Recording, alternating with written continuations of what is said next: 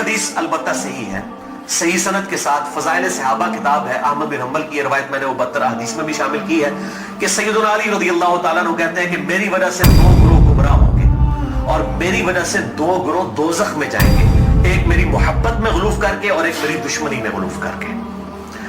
تو یہ سیدنا علی کا قول ہے، اور یہ محدثین کا پیٹ رول ہے کہ اگر کسی صحابی کا قول غیبی خبر سے متعلق ہو تو یہ امپلائیڈ ہوتا ہے کہ یہ نبی کے بتانے پر ہی موقوف ہے، یعنی نبی نے خبر دی ہے تب ان کو یہ مستقبل کی خبر پتا ہے، ورنہ نبی کے علاوہ تو کسی کے پاس علم غیب نہیں نہ ہوتا اللہ تعالیٰ کی طرف سے۔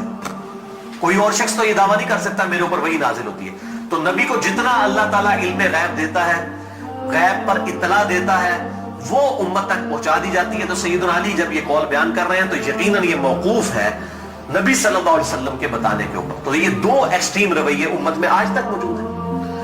لیکن اب مسئلہ یہ ہوتا ہے کہ چونکہ فرقہ واریت ہو جاتی ہے تو اہل سنت سے اگر آپ پوچھیں گے وہ کہیں گے جی وہ جس دوزخ میں جس گروہ نے جانا ہے نا وہ یہ رافضی شیعہ ہیں، دیکھیں سیدنا علی کے بارے میں کتنا غلو کرتے ہیں۔ اچھا آپ شیعہ سے جا کے پوچھیں وہ کہیں گے جس بندے جنہوں نے حضرت علی کی دشمنی میں دوزخ میں جانا ہے وہ اہل السنہ ہے۔ یہ دیکھیں کہ یہ حضرت علی کی جب شان بیان ہونی شروع ہوتی ہے تو یہ شیعت کا فتویٰ لگا دیتے ہیں، ٹھیک ہے۔ تو یہ دونوں ایکسٹریم رویے ہیں۔ اہل سنت کے ہاں بھی ناسبی موجود ہیں جو سیدنا علی سے بغض رکھتے ہیں، آج تک موجود ہیں، اور ان کی زیادہ تر تعداد جو ہے وہ اہل حدیث اور دیوبند مکتبہ فکر کے اندر موجود ہے۔ آپ کچھ بریلیوں میں بھی ایک کا دکا دانے آنے شروع ہو گئے، اور اسی طریقے سے جو رافضیوں کی اکثریت ہے وہ اہل تشیع کے ہاں پائی جاتی ہے جو کہ سیدنا علی کے بارے میں غلو کرتے ہیں۔ اہل سنت کا درمیان میں مسلک ہے اس حوالے سے، اور اس میں میں وہ امام شافعی کا شعر کوٹ کروں گا ضرور، جو انہوں نے دیوان الشافعی ان کا اپنا دیوان چھپا ہوا ہے، اس میں کوئی سند کی ضرورت نہیں ہے، اور تمام ائمہ محدثین نے اپنی حدیث کی کتابوں میں اس قول کو نقل کیا ہے، اسماء الرجال کی کتابوں میں اس قول کو نقل کیا ہے۔ امام ذہبی رحمہ اللہ نے جو امام ابن تیمیہ کے شاگرد ہیں انہوں نے بھی نقل کیا، امام ابن تیمیہ نے بھی نقل کیا، اور امام ابن کثیر نے بھی، اور باقی سارے ائمہ نے، ابن حجر اسقلانی نے بھی، کہ امام شافعی فرمایا کرتے تھے ان کان رفضا حب آل محمد صلی اللہ علیہ وسلم، اگر آل محمد کی محبت کا نام رافضی یا شیعہ ہونا ہے فلیشہد الثقلان انی رافضی، تو جن و انس گواہ ہو جاؤ اس بات پہ کہ میں رافضی ہوں۔ کہ اگر سیدنا علی سے محبت کا نام شیعہ ہونا ہے اور تم مجھے بلیم کرتے ہو کہ میں علی سے محبت کیوں کرتا ہوں، آل محبت سے محبت کیوں کرتا ہوں، اس کی بنیاد پہ تم مجھے شیعہ کہتے ہو، تو گواہ ہو جاؤ میں شیعہ ہوں۔ اور میں نے اس میں پھر ایڈ کیا کہ اگر آج امام شافعی زندہ ہوتے تو میں کہتا کہ شیخ صاحب آپ میرے بھی کچھ اشعار اس میں ایڈ کر لیں۔ آپ نے تو کہا نا کہ اگر اہل بیت کی محبت کا نام رافضی یا شیعہ ہونا ہے تو میں ہوں رافضی، تو میں یہ کہتا ہوں کہ اگر نبی صلی اللہ علیہ وسلم کی محبت کا نام اگر وہ غلوف کے درجے میں نہ ہو، بریلوی ہونا ہے تو میں بریلوی ہوں۔ اگر صحابہ کرام سے عقیدت کا نام اگر غلوف کے درجے میں نہ ہو، یہ شرط ہے، ادھر بھی معصومیت نہ کلیم کر دی جائے دیوبند کی طرح، اگر اس کا نام دیوبندی ہونا ہے تو میں دیوبندی ہوں۔ اور اگر کتاب و سنت کے منہج کو اور اجماع کو حجت مانتے ہوئے فائنل اتھارٹی ماننا اور اس کے مقابلے پر کسی کی بات کو حجت نہ سمجھنا اہل حدیث ہونا ہے تو میں اہل حدیث ہوں۔ تو یہ صرف ایک سمجھانے کے لیے ایک جملوں کے طور پر ہے، باقی الحمدللہ ہم مسلمان ہیں اور ہمیں اسی پر فخر محسوس کرنا چاہیے۔ اللہ تعالیٰ نے ہمیں مسلم پیدا فرمایا ہے، وَسَمَّاكُمُ الْمُسْلِمِينَ، اس نے نام بھی ہمارا مسلمان رکھا ہے، ہمیں اسی پہ فخر محسوس کرنا چاہیے۔ باقی جو یہ فکر کی بات ہوتی ہے، اگر اصحاب الحدیث یا اہل السنہ کی فکر محدثین نے استعمال کی تو یہ فکر کے طور پر تھا، کبھی یہ مسجدوں کے باہر اس طریقے سے تفریق نہیں کی جاتی تھی جس طرح آج کل ہو چکی ہے، اور آج کل بھی ہر جگہ نہیں ہے۔ پورے سعودیہ میں اس طرح کی تفریق نہیں ہے کہ مسجد کے باہر آپ کو اس طرح کی چیزیں ملے، یا ملیشیا کے اندر جن ملکوں کے اندر تھوڑی ہوش آئی ہے تو ان چیزوں سے چیزیں پاک ہیں۔ اور ایون ہمارے جو یورپ اور امریکہ کے اندر اگرچہ فرقوں کے نام پہ مسجدیں بنی ہیں لیکن کم از کم وہاں پہ اتنی ٹالرنس ہے کہ لوگ تمام کے تمام لوگ ایک جگہ پہ نماز پڑھتے ہیں، ایک دوسرے کے پیچھے نماز پڑھ لیتے ہیں۔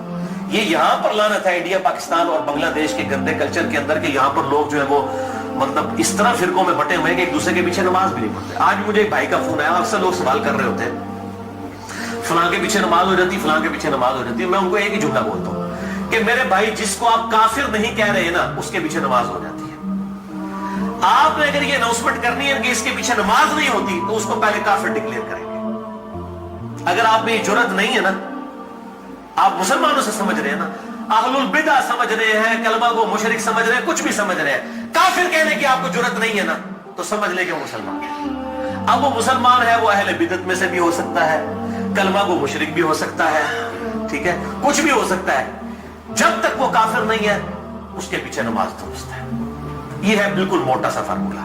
और अगर आप समझते हैं कि इस तरीके से लोगों को इस्लाम से बाहर निकालना है, तो मेरे भाई फिर ठीक है, आप सऊदी वालों को भी एप्लीकेशन दें कि अहले हदीस एप्लीकेशन दे दें कि जी बरेलवी मुशरिक हैं, जो बंदी भी चूंकि तकलीद करते हैं वो भी मुशरिक हैं, शिया भी मुशरिक हैं, लिहाजा जो है चूंकि हरम के अंदर जो है वो मुशरिकीन का दाखिला ममनू है, लिहाजा सिवाय अहले हदीस के किसी को हज करने की इजाजत ना दी जाए। एप्लीकेशन दें। और अगर वो आपकी एप्लीकेशन कबूल ना करें तो फिर आप वही फतवा लगाएं कि अगर वो नहीं कबूल कर रहे हैं तो वो भी मुशरिक, जो हरम में आने दे रहा है मुशरिक को वो भी मुशरिक, और इमाम काबा जो उनकी लीडरशिप कर रहा है और इसके खिलाफ बोल नहीं रहा वो भी मुशरिक। फिर तो भाई मेरे फार्मूले आप लगाने शुरू करते हैं। असल में सबको ये बात पता है, ये तकरीरों में जोश में आके किताबों में इस तरीके से जोश में चीजें लिख देते हैं, पता इनको भी है कि इस्लाम से नहीं निकाला जा सकता। जिनको इस्लाम से निकालना था ना, उम्मत ने इत्तेफाक करके उनको इस्लाम से निकाल दिया है, वो है कादियानी।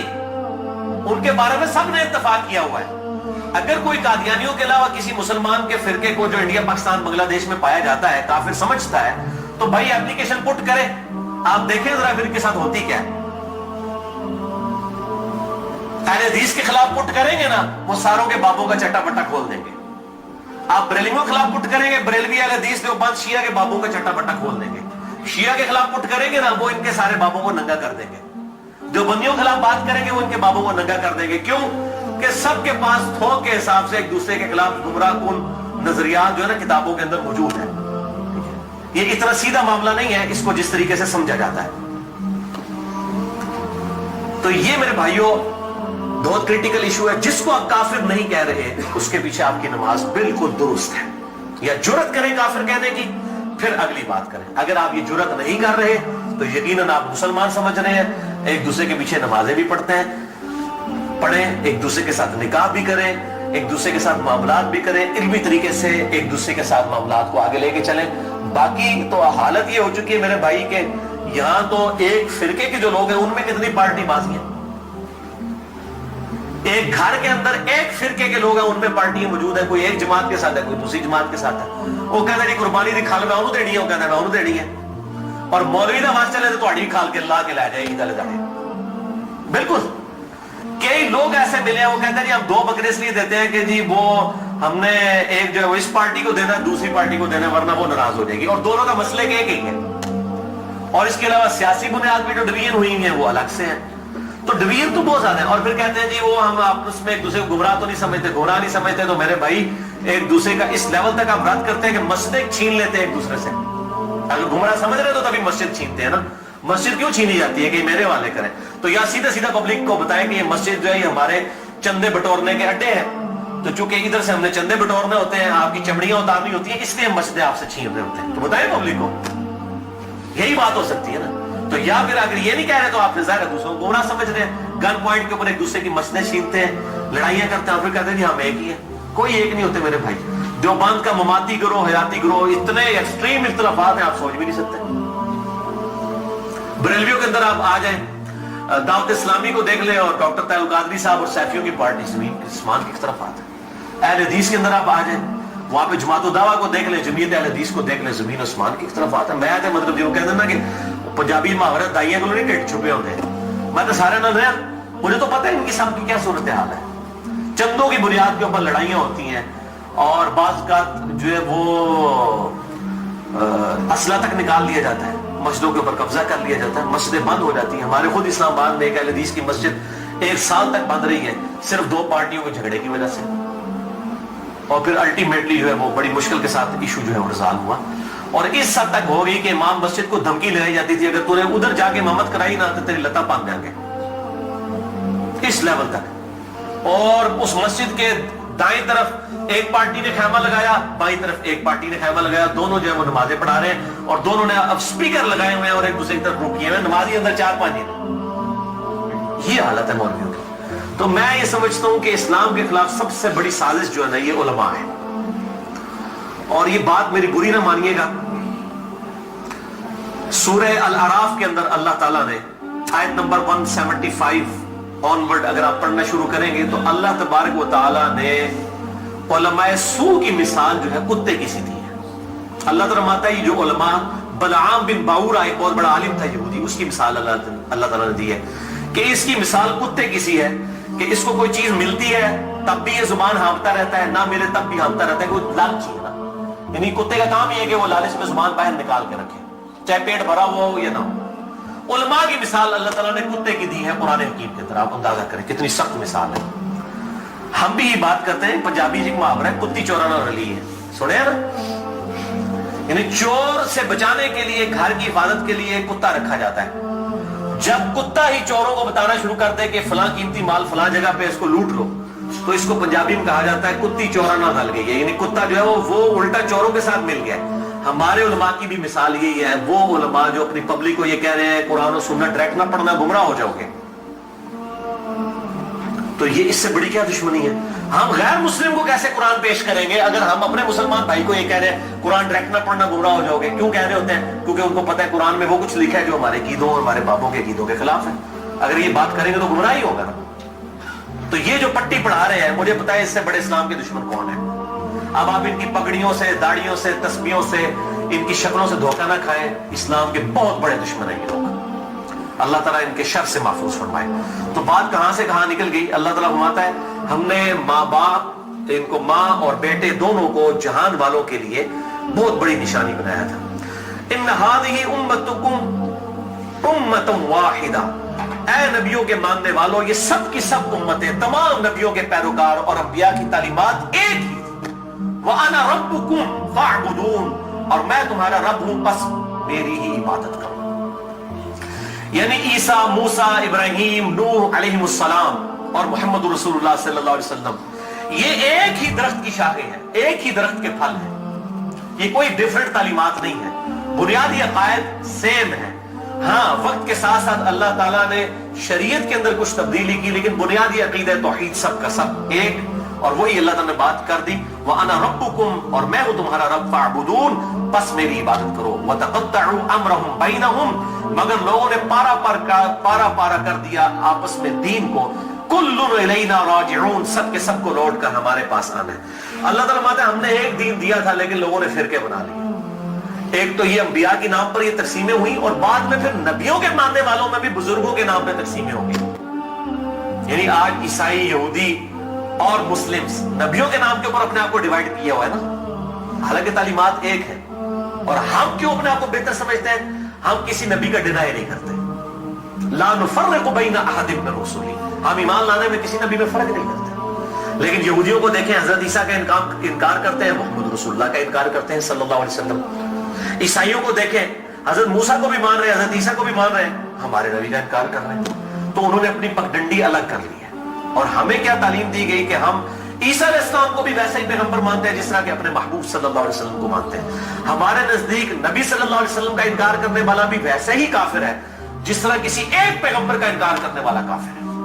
सेम ये अल्लाह ताला ने। लेकिन फिर उम्मत के अंदर क्या हुआ? नबी सल्लल्लाहु अलैहि वसल्लम तो चले गए, और आप सल्लल्लाहु अलैहि वसल्लम के बाद वक्त जब गुजरता गया, लोगों ने अपने बुजुर्गों, बाबों के नाम के ऊपर फिरके खड़े करना शुरू कर दिए। उसमें बुजुर्गों का कसूर नहीं था। यानी इमाम हनीफा, इमाम शाफी, इमाम अहमद हम्बल, इमाम मालिक रहमहुल्लाह अजमईन अलैहिमुस्सलाम रज़ियल्लाहु अन्हुम अजमईन, उनका कोई कसूर नहीं है। उन्होंने कहीं नहीं कहा कि हमारे नामों के ऊपर आप फिरके बनाएं, अपने हमारे नामों के ऊपर चीजों को डिवाइड कर दें। उनकी कहीं ये तालीमात नहीं थी। उनकी तालीमात तो ये थी कि अल्लाह और उसके महबूब सल्लल्लाहु अलैहि वसल्लम को फॉलो किया जाए, अल्लाह और उसके महबूब सल्लल्लाहु अलैहि वसल्लम की तालीमात को लेकर चला जाए। उन्होंने कहीं नहीं कहा कि हमारे नामों के ऊपर आप फिरके बना लें। तो मैं उनको कंडेम नहीं कर रहा। आज जब हम ईसाइयों को कंडेम करते हैं, माअल्लाह अस्तगफिरुल्लाह, हमें कभी गुमान भी नहीं होता कि हजरत ईसा अलैहिस्सलाम की हम तौहीन कर रहे हैं। हम तो कह रहे होते हैं क्रिश्चियनिटी गलत है, ईसा अलैहिस्सलाम तो वजी हम फिर दुनिया वल आखिरा, उनका कौन इनकार कर सकते हैं? उनसे तो हम मोहब्बत करते हैं, उनकी मोहब्बत को हम अपने ईमान का हिस्सा समझते हैं। लेकिन इन बुजुर्गों के नाम के ऊपर फिरके बनना शुरू हुए, फिर आगे चलता रहा काम यहां तक पहुंचा कि अब आप देखें कि इस हालत तक बिगाड़ आ चुका है कि इंडिया पाकिस्तान के अंदर एक इमाम अबू हनीफा रहमहुल्लाह के नाम पे फिरका बनाने वाले लोगों की अपनी हालत ये होगी है, उन्होंने अपने इधर जो 14वीं सदी के दो बाबे थे उनके नाम के ऊपर फिरके बना लिए, बरेलवी और देवबंदी। दोनों अपने आप को हनफी कह रहे हैं, دونوں اپنے آپ کو کہہ رہے ہیں کہ ہم امام حنیفہ کے پیروکار ہیں, اور دونوں ایک دوسرے کو ماشاءاللہ کافر بھی سمجھتے ہیں, گستاخ رسول بھی سمجھتے ہیں, مشرک بھی سمجھتے ہیں, ایک دوسرے کے پیچھے نمازیں پڑھنے کے قائل نہیں ہیں, اور اسی نام کے اوپر انہوں نے مسجدیں بھی الگ کر لی ہوئی ہیں. اور اس حد تک کہ آپ مسجد کے باہر میں دیکھتا ہوں لکھا ہوتا ہے اہل سنت والجماعت, بریکٹ میں لکھا ہوتا ہے حنفی, پھر آگے مزید بریکٹ لگائی ہوتی ہے دیوبندی. یعنی آپ دیکھیں کہ کس لیول تک ڈیوائیڈ کر دیا, کس لیول تک ڈیوائیڈ کر دیا امت. تھوڑا آگے ہو جائے, آگے ہو جائے, آگے جائے. اور میں حیران ہوتا ہوں کہ انڈیا کے 2 شہروں کی بنیاد کے اوپر امت کو ڈیوائیڈ کر دیا. یہ دیوبند اور بریلی انڈیا کے 2 شہر ہیں, اس کے نام کے اوپر ڈویژن کر دی ہوئی ہے. یہی حال اہل حدیث کا ہے. کبھی اپنے آپ کو اہل حدیث کہیں گے, کبھی سلفی کہیں گے, کبھی کہیں گے غربا اہل حدیث, کبھی کچھ. کس لیول تک بگاڑ ہو گیا. حتیٰ کہ اگر آپ یورپ میں چلے جائیں تو وہاں 2 فرقے پڑ چکے ہیں, اہل حدیث اور سلفی. اور سلفیوں میں بھی 2 ہیں, ایک تقلیدی سلفی ہے اور ایک غیر مقلد سلفی ہے. اور ابھی ایک اور شوشہ چھوڑا ہے مدخلی.